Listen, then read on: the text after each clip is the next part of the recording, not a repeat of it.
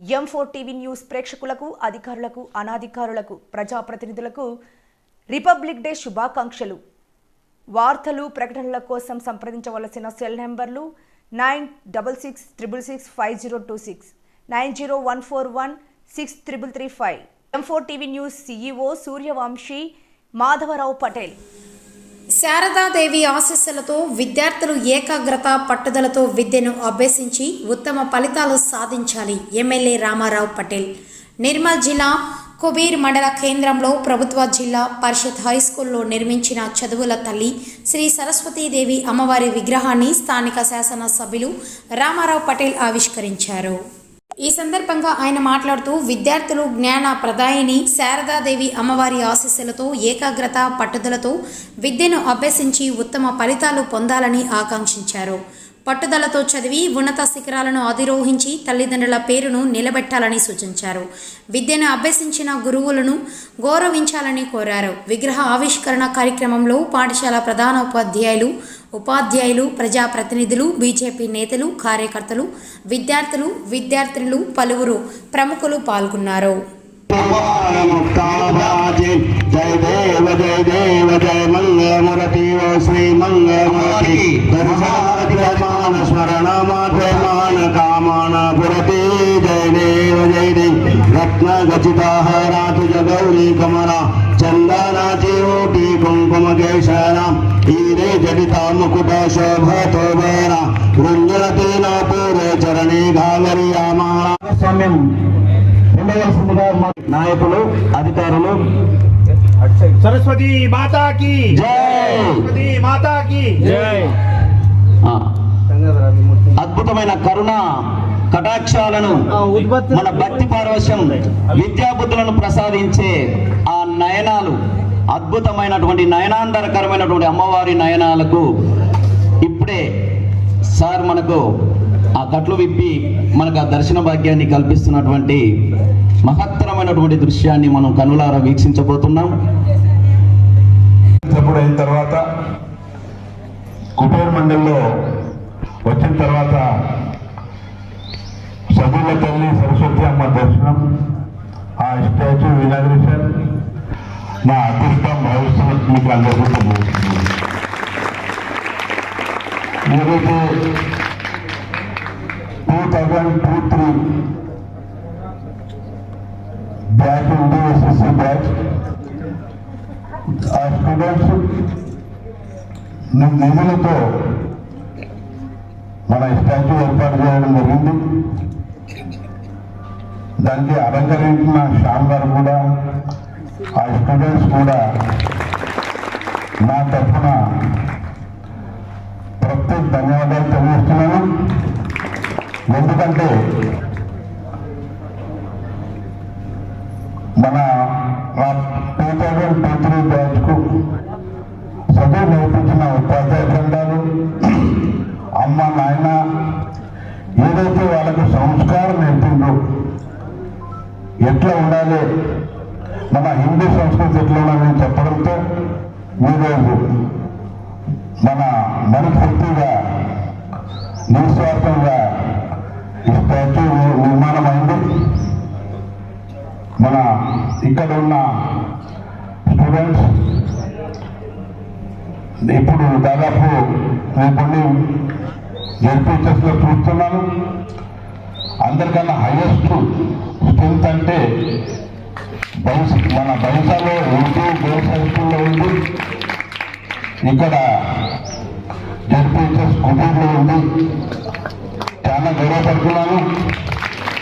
ఎందుకంటే చదువు నేర్పే వాళ్ళు ఉపాధ్యాయ బృందాలు ఏదైతే ఒక సిస్టమేటిక్గా, ఒక క్రమబద్ధీకరణగా చదువు నేర్పుతున్నారంటే ఈరోజు ఇంత స్ట్రెంత్ అయింది. నాకు అనిపిస్తుంది బాలికా స్ట్రెంత్ ఎక్కువ ఉంది అనుకుంటున్నాను. బాలికా స్ట్రెంత్ ఎక్కువ ఉంది. బాలిక చాలా కాన్సన్ట్రేషన్ ఇస్తారు చదువు మీద. 33% రిజర్వేషన్ ఉన్నా కూడా వాళ్ళు ఓపెన్లో కూడా కాంపిటీషన్ వేయాల మన సీట్స్ ఆర్డర్ సంపాదిస్తున్నారంటే చాలా గౌరవంగా.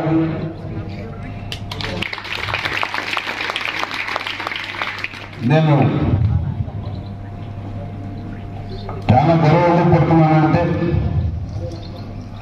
దక్షిణ భారతదేశంలో సరస్వతి మాత ఏదైతే మన బాసర్లో ఆలయం ఉంది, దక్షిణ భారతదేశంలో కానీ మన భారతదేశంలో ఒకటి కాశ్మీర్లో ఉంది, ఒకటి ఇక్కడనే ఉంది.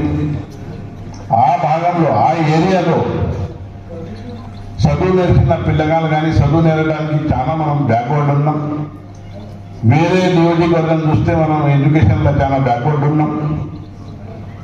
ఇప్పుడిప్పుడు కొత్త అవగాహన వస్తుంది, పిల్లగాళ్ళు స్టడీ చేస్తున్నారు.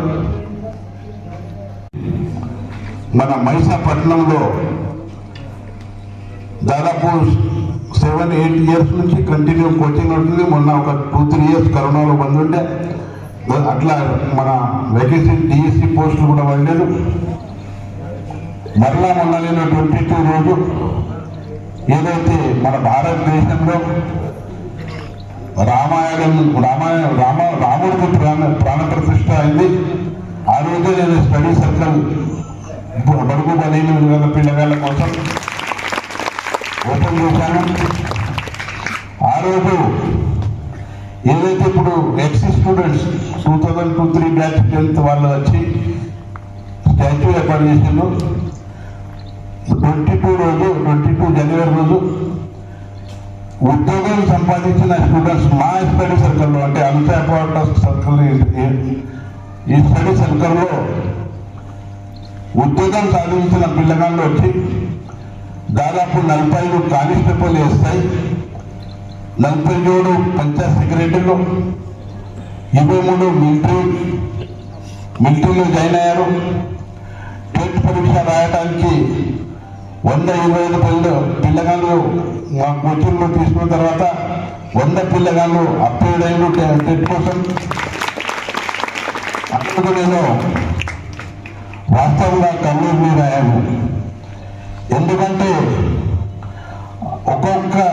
అంటే వాళ్ళకి జాబ్ వచ్చిన పిల్లగాళ్ళు వాళ్ళ కష్టాలు చెప్తున్నారైతే స్టేజ్ మీద ఉన్న అందరూ ఎక్కిండు.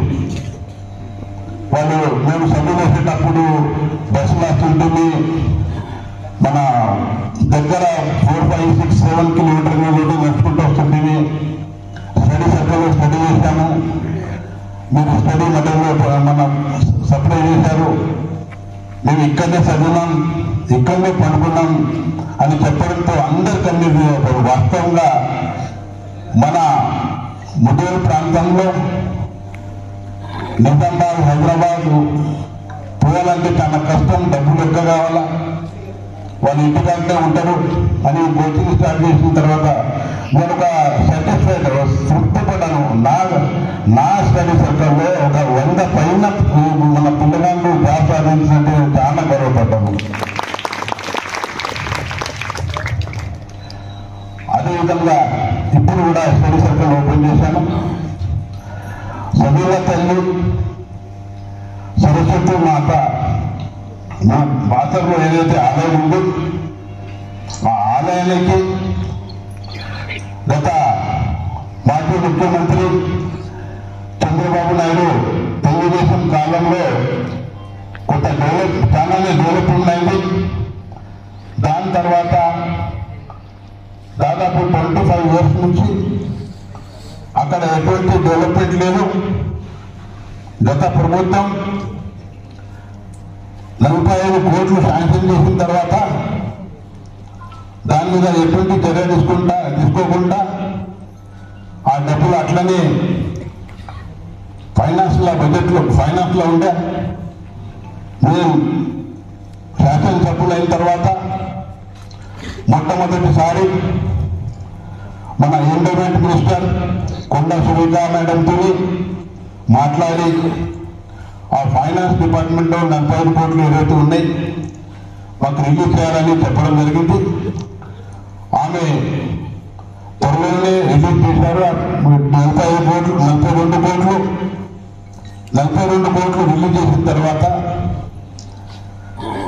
గత వారం 10 రోజుల నుంచి కంటిన్యూగా ఎండోమెంట్ ఆఫీసర్స్తో కలెక్టర్ గారితో అదేవిధంగా అక్కడ ఉన్న సిఓ భాస్కర్ సిఓ కానీ అర్చకులు కానీ వాళ్ళని కంటిన్యూగా